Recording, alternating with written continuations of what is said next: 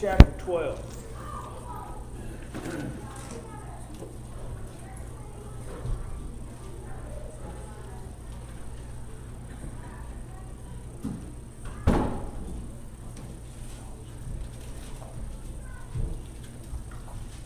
All right, we're going to be back on track with all the regular series of lessons with the account of Jesus healing the man with a withered hand.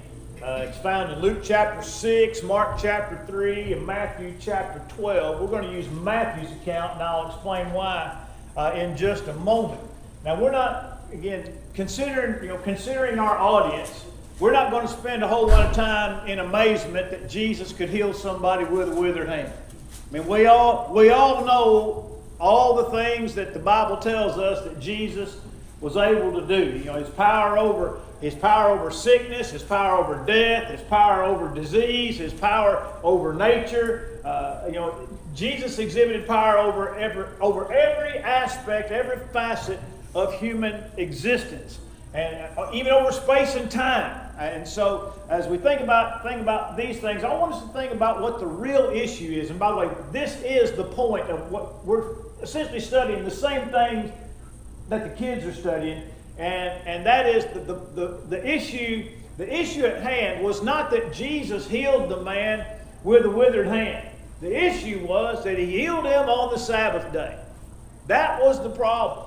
And we find this in Matthew chapter 12 and in verse number 9. And we'll just read verses 9 to 14 to set the stage. We're not going to spend a lot of time here because we're going to look at this. We're going to look at this situation from a much higher perspective in a more broad way. But in verse 9 it says, "Now when he had departed from there, he went into their synagogue, and behold, there was a man who had a withered hand.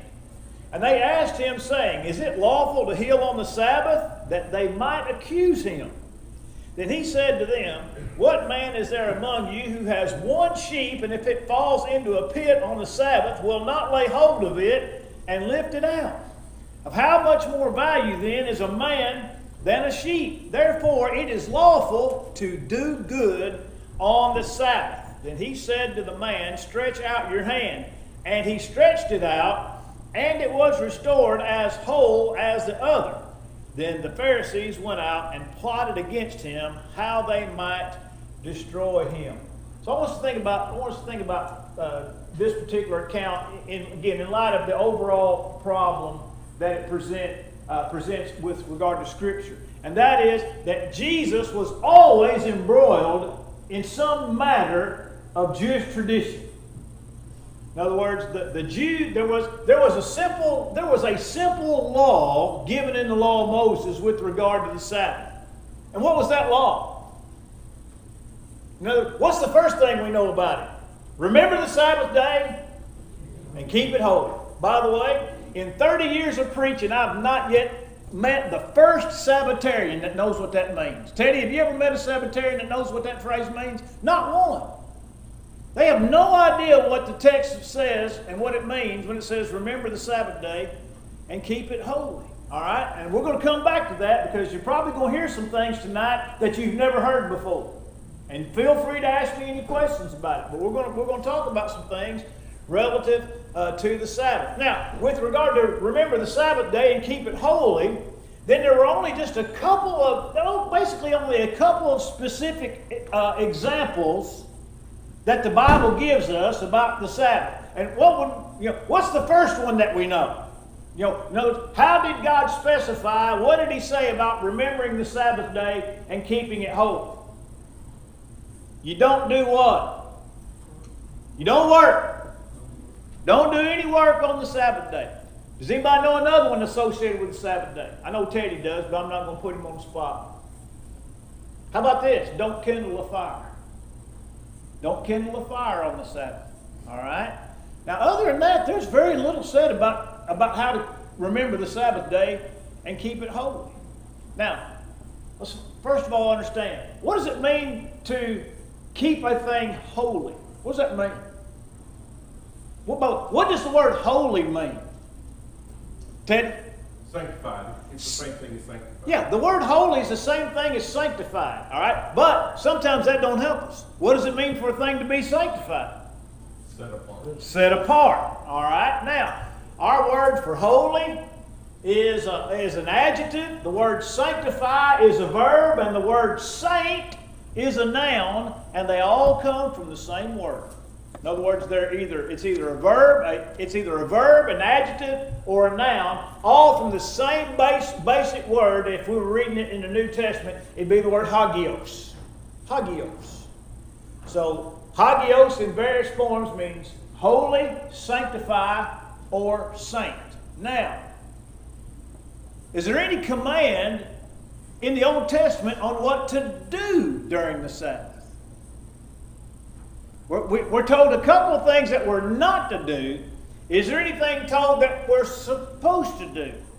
I say we, they, not us, obviously. All right? What were they told to do? One word. Starts with R, ends in est. Rest. That's the command. That is the command given to the Jews for the Sabbath. Don't do any work. Don't kindle a fire, but rather rest. Rest on the Sabbath. That's the command on what to do on the Sabbath. By the way, and that is the only way to remember the Sabbath day and keep it holy. That was the only way that the Jews could remember the Sabbath day and keep it holy, is to do what God said to do on the Sabbath day, which was rest. Rest. Now, how many of you have heard this in the past? Well, let me close this door real quick. In the Old Testament, the Sabbath day was the day of worship. And in the New Testament, Sunday is the day of worship. How many of y'all ever heard that said? In the Old Testament, the Sabbath day or Saturday was the day of worship, but in the New Testament, Sunday is the day of worship. Tell me if you've heard that or not. All right, some of y'all are lying because you ain't got your hands up. Because everybody I know has heard that at some point in time. All right, now, that statement is half correct. It's half correct. Now, which half? Lisa? The second half, Sunday. The only part of that statement that's true is the second half. That Sunday is the day of worship for those who live under the New Testament. You won't find, here's what I'm fixing to, it's fixing to be an episode of Scanners. I mean, people's heads are fixing to explode right now, all right? You'll never find a command in the old law for the Jews to worship on the Sabbath day. Never. Not one time can anybody find a command to work, that the command on the Sabbath day is to worship. What did we say the command was to do? Rest. By the way, there is a specific command within the command to rest found in the Old Testament that said, don't leave your house. Now, what if the elders here, the elders at Hamilton said, now look, we're all going to worship on Sunday, but nobody can leave their house. That's not going to work, is it? That's not going to work. So this idea that by the way, I was taught this from the time I was a kid. I was way yonder on up in age before I figured out that what I'd been told all my life was not right. Sabbath day was not a day of worship in the Old Testament. It was a day of rest in the Old Testament. And it was a day that people were told, stay in your house. Now you tell me how you can rest and stay in your house and then get up and go to assembly. Can't do it, can you? Can't do it. Now, I haven't given you a single passage of Scripture to back up what I've said, right? So we got to do that. We got to do that. All right? And the first one I want us to think about is Exodus chapter 16 and verse number 23. Now, I'm going to give you another thing about the Sabbath in regard to this text.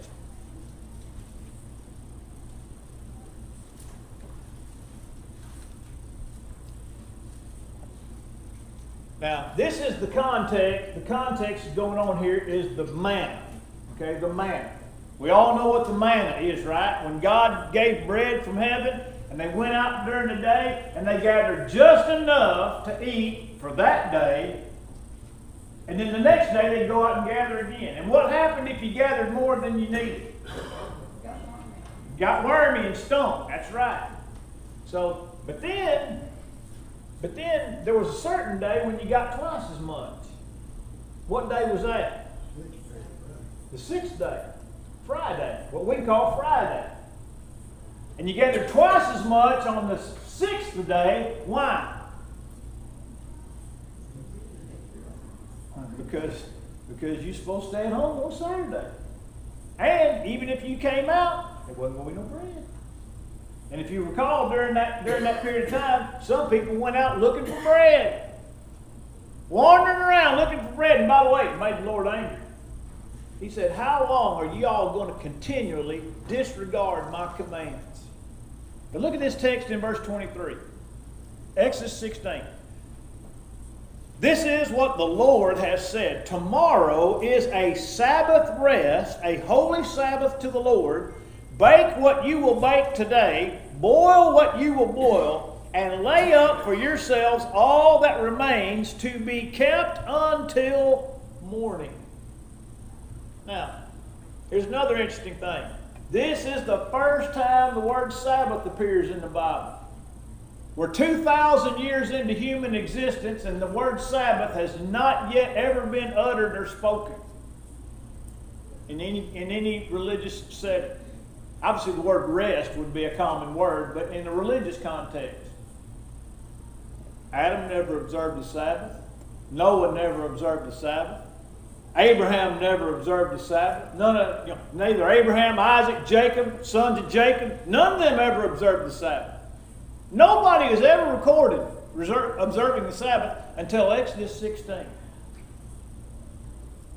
And it's directly connected to don't work on the Sabbath day and stay at your house. By the way, if you'll go down to verse number 27 or 26. 6 days you will gather it, but on the seventh day, the Sabbath, there will be none.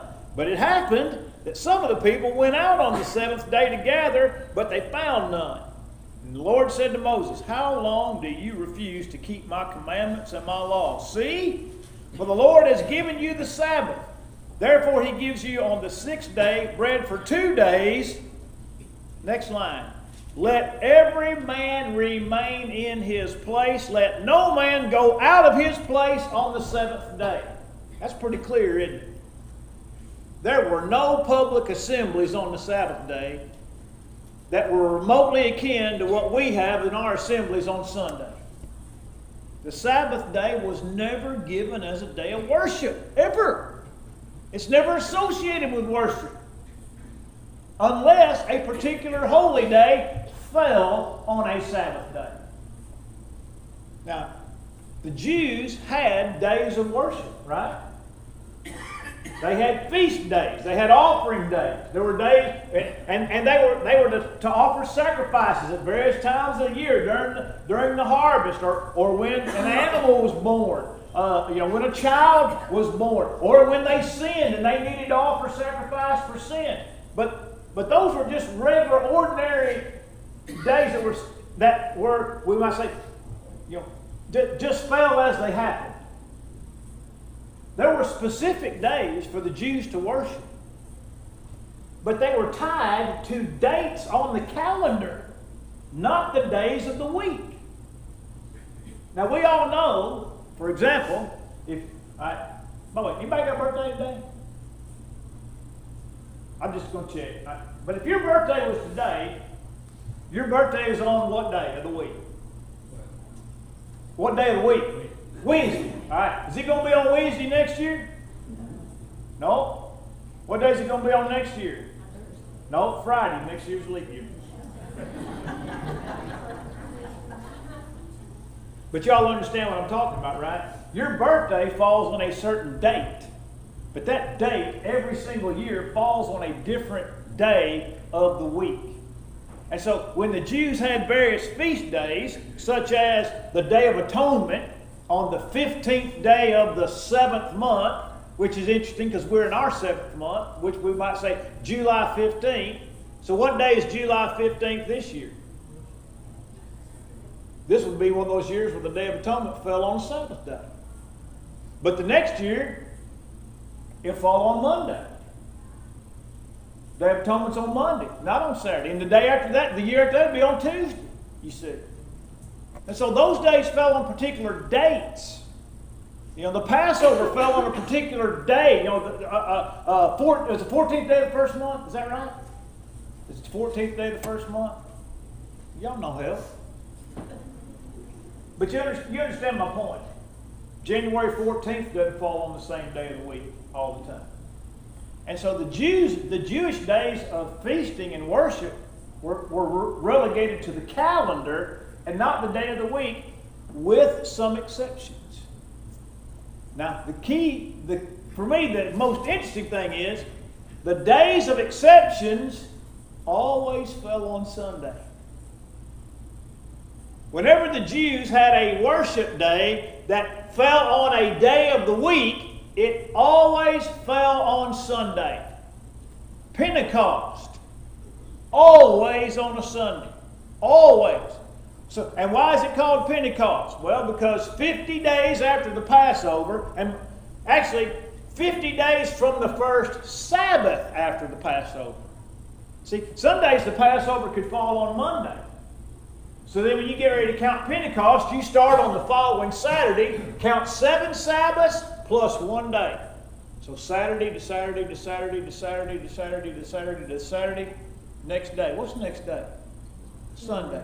Every single time. Pentecost fell on Sunday every single time. There are others. The Feast of the First Fruits in Leviticus 23, 10 to 14 was to be offered on the day after the first Sabbath of the harvest. So if the harvest was on Tuesday, you go to the next Sabbath and you have the Feast of the First Fruits, and it's the day after the first Sabbath. And what day is that? Sunday. You realize how many people don't know these things? And they're right here in black and white. That every specific day of the week that the Jews were called to worship was always on Sunday. And all the other days fell on particular dates on the calendar, regardless of the day of the week. By the way, when you read John 19:31 about Jesus, and he was killed on Passover, and it says that the next day, Sabbath day, was a high day. In other words, the day after the Passover was a high day because it was the first day of the Feast of Unleavened Bread. But do you see how John described it? He said that Sabbath day was a high day. In other words, there was a specific Jewish worship day attached to the next day. But it didn't have anything to do with being the Sabbath. It had everything with being the first day of the Feast of Unleavened Bread. And so all of our lives we've always been told Saturday's the day that Jews worship on, and Sunday's the day that Christians worship on. And that's just, like I said, that first half is just not true. There's not any scripture anywhere that will bear that out. Now, here's the interesting thing. Nobody who's a Sabbatarian apparently knows these things. Because I've been answering questions for House to House, Heart to Heart since 2003. In October will mark 20 years of me answering questions for House to House, Heart to Heart. I've probably answered, well, the last time I counted was several years ago, and I had answered over 5,000 questions in that period of time. And invariably, I'm going to get questions from Sabbatarians. They're the worst in the world. And here's what they do. They say, where's the authority to change the day of worship from Saturday to Sunday? Invariably, that's what they always say. Where is the authority to change the day of worship from Saturday to Sunday? And then they'll say, Catholic Church did it. Catholic Church did. And then you respond, and you give them a paragraph or two, and you give them some scriptures to read, and then they cut and paste about 56 pages that they've got laid aside, and they're going to cut and paste about 50 pages of Sabbatarian doctrine and send it to you in an email. I bet, listen, that's happened to me 100 times. They're all alike. They're all alike. They don't even know what the Sabbath is. They don't even know what you're supposed to do on the Sabbath. By the way, that bunch up on 129 at Thornhill Road violates the very principle that they purport to defend every time they walk in that building on Saturday. And is that right or is that right? Well, it's right. They violate the very principle they purport to defend every time they go to that building on the Sabbath. I got to tell you this one. This is one of the funniest ones ever. Before we had the digital sign, we had the old hang the letters on the sign. All right? And one day, on the west-facing side of the sign, it was my month to change the sign.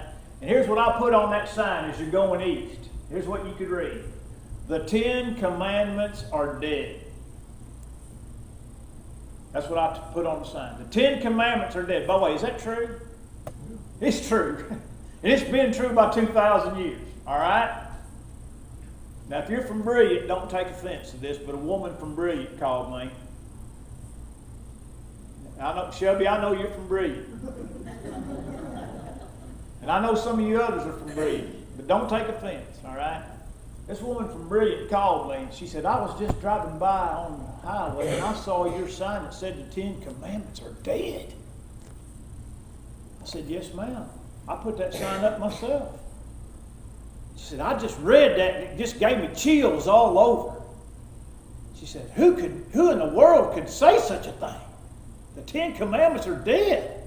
Why in the world would you put that on your sign? I said, and I went to Ephesians 2 and Colossians 2 and, Hebrews chapter 8, and we talked about some things, and obviously she was really confused. And she just said, I just can't believe anybody would advocate violating the Sabbath. And I said, ma'am, let me ask you a question. I said, what did you do last Saturday? She goes, well, I went to work. Did y'all catch that? I said, what did you do last Saturday? She said, I went to work. I said, ma'am, if you're not read in the Bible, you're not supposed to work on Sabbath day? She said, well, I got a job, That was about the end of that discussion. I went to work. All of our lives, we've been told certain things about the Sabbath day that just are not true. Jesus was always embroiled in some type of controversy regarding the Sabbath. By the way, this controversy in Matthew 12, in verse 9, is not even the first one in this chapter. The first 8 verses are another controversy with the Sabbath, where his disciples plucked heads of grain as they walked through the fields and ate as they walked. And what did the Pharisees say? Why do your disciples do what is not lawful to do on the Sabbath? There was not one thing in the law concerning the Sabbath that forbid them doing what they did. And Jesus said, did you not read? I wonder how many times Jesus actually said that in 3 years of ministry. Have you not read what David did when he went in and ate from the table of showbread, which only the priest could eat? He said, if you would have known what the Lord meant when he said, I desire mercy and not sacrifice, you would have not condemned the guiltless. Now, be sure about that statement. He referred to his disciples as guiltless. Jesus was not teaching situation ethics. He was telling them they have not violated the Sabbath law. They violated what you say is the Sabbath law. They violated your traditions about the Sabbath law, but they have not violated the Sabbath law. See, that's what the Jews were famous for doing, the Pharisees in particular. They would take, so here's the law. Here's what just picture with me right here. Here's what the law says. All right? Now just to make sure, now look, if you'd been here 3 nights in a row, that wouldn't have scared you. Here's what the law says right here. All right? But here's what the Jews said. Now, just to make sure that you don't violate this, we're going to build a hedge around it. And if you, as long as you stay outside the hedge, then you don't have to worry about this. Well, then they needed to add another hedge to guard that hedge, and then another hedge to guard that hedge. And then pretty soon, in the eyes of the Pharisees in particular, the hedge became the law. You know, and that hedge might have been built this far outside of where the law was. And so thus they would accuse people of violating the law, when in fact all they'd done is violated the hedge. You know, they might not touch top, side, or bottom of the law. Now let me just, don't ring a bell on me until I get this said, all right? I want you to think about some of the foolish things that the Jews did with regard to their hedges, all right? In Acts 1 and verse 12, we find the phrase, a Sabbath day's journey. A Sabbath day's journey is nowhere to be found in the old law. It was a hedge. And here's how it came into being. The people had to march 2,000 cubits behind the Ark of the Covenant when they were going into the Promised Land. And so that seems to be a pretty good measure of how far you can walk on the Sabbath day. In one direction. And so a Sabbath day's journey began to be about 2,000 paces or 2,000 yards, which allowed you to go 2,000 cubits and then 2,000 back. But the Bible has nothing to say in that respect. But then, if you needed to travel further, you could take a sack lunch on Friday and carry it 2,000 steps from your house. And in your mind say, where my dinner is where I'm going to live today. So you leave your house on the Sabbath day and walk to your sack lunch. And then when you eat your sack lunch, then that permits you to get another 2,000 steps. That's the kind of food. Oh, if you lived in a house that was built in a wall of a city, and technically the roof of your house was the wall of the city, you could walk that wall as far as you wanted to walk and never leave your house, because you're still walking on your own roof.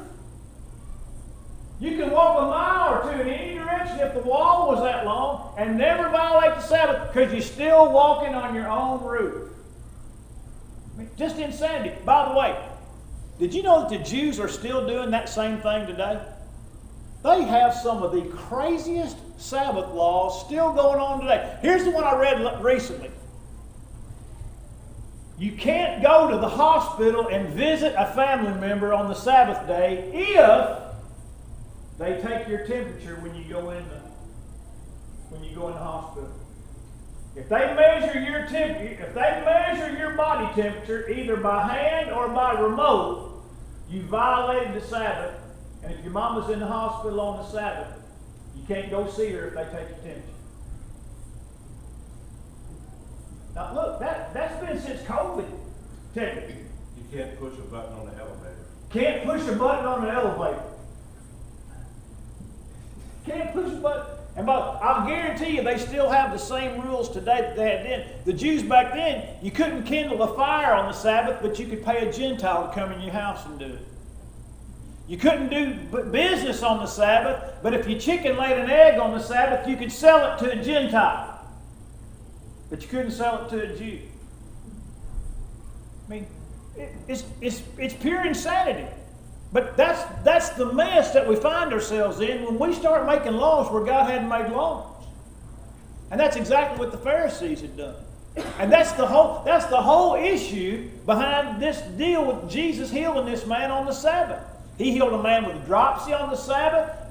He healed a woman stooped over on the Sabbath. He healed a lame man on the Sabbath. He healed the blind man on the Sabbath in John 9. Now let me ask you one question. Was it a sin to violate the Sabbath? Was it a sin? Yes or no? Yes, it was a sin to violate the Sabbath. So if Jesus did these things on the Sabbath and Jesus never, what? Sinned, then we know that what he did on the Sabbath was not a violation of the Sabbath. There it is. What did the Jews teach today? Law? No, they still